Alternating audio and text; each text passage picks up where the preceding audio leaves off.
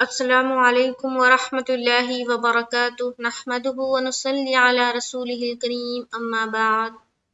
تمام بھائی اور بہنوں کا استقبال ہے، امید ہے آپ سب خیریت سے ہوں گے۔ الحمدللہ، اللہ کا شکر ہے میں بھی خیریت سے ہوں۔ تو رمضان کا مہینہ چل رہا ہے اور امید ہے کہ آپ لوگوں کا روزہ، نماز، تراویح سب چل رہا ہوگا۔ تو رمضان میں وقت بھی بہت کم ملتا ہے اور خود کو بھی بہت پڑھنے پڑھانے کا عمل جاری رہتا ہے، تو پھر بھی کوشش کر رہی ہوں کہ ایک ایک ویڈیو آپ لوگوں تک پہنچاؤں۔ تو بس میرے لیے دعا کرے کہ اللہ تعالیٰ میرے علم میں اضافہ کرے، میری محنت کو قبول فرمائے انشاءاللہ تعالیٰ۔ اسی طرح ہم آپ لوگوں کو پڑھاتے رہیں۔ تو آج کی کلاس میں ہم اور آپ پڑھیں گے مسواک پکڑنے کا طریقہ، کہ کس طرح ہم اور آپ جب مسواک کرتے ہیں تو مسواک کو کس طرح پکڑیں، اس کو پکڑنے کے آداب جو سنت طریقہ ہے وہ کس طرح ہے، وہ آج ہم پڑھیں گے۔ تو بسم اللہ الرحمن الرحیم، یہ دیکھیں مسواک پکڑنے کا طریقہ۔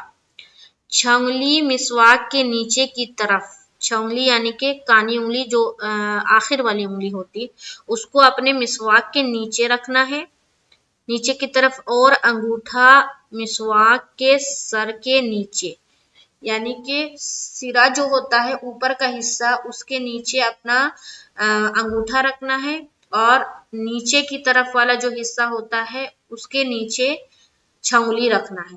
باقی کے جو انگلیاں بچ گئی، یعنی کہ 3 انگلیاں مسواک کے اوپر ہونی چاہیے۔ سمجھ میں آ گئی بات؟ یہ 2 انگلی نیچے ہوگی، ایک چھنگلی اور ایک انگوٹھا، لیکن فرق یہ ہے کہ چھنگلی نیچے کی طرف اور مسواک کا جو سر ہوتا ہے، سر کی طرف انگوٹھا ہوگا، اور باقی کی 3 انگلیاں آپ کی مسواک کے اوپر ہوگی اور آپ کو مسواک کرنا ہے۔ آگے دیکھیں، مسواک دانتوں میں عرضاً اور زبان پر طولاً کرنی چاہیے، یعنی کہ دانتوں میں چوڑائی کی طرف اور زبان میں لمبائی کی طرف کرنی چاہیے۔ دانتوں کے ظاہر و باطن اور اطراف کو بھی مسواک سے صاف کیا جائے، اور اسی طرح منہ کے اوپر اور نیچے کے حصے اور جبڑے وغیرہ بھی مسواک سے صاف کرنی چاہیے۔ تو ہر چیز کو مسواک جب آپ کریں تو ہر چیز کو صاف کریں، پورے دانتوں کو، جبڑوں کو اور زبان کو، اوپر نیچے سب طرف مسواک سے صاف کریں۔ تو مسواک کو پکڑنے کا یہی طریقہ ہے۔ انشاءاللہ تعالی نیکسٹ کلاس میں ہم دوسرے آداب پڑھیں گے، مجھے دعاؤں میں یاد رکھے۔ السلام علیکم ورحمۃ اللہ وبرکاتہ۔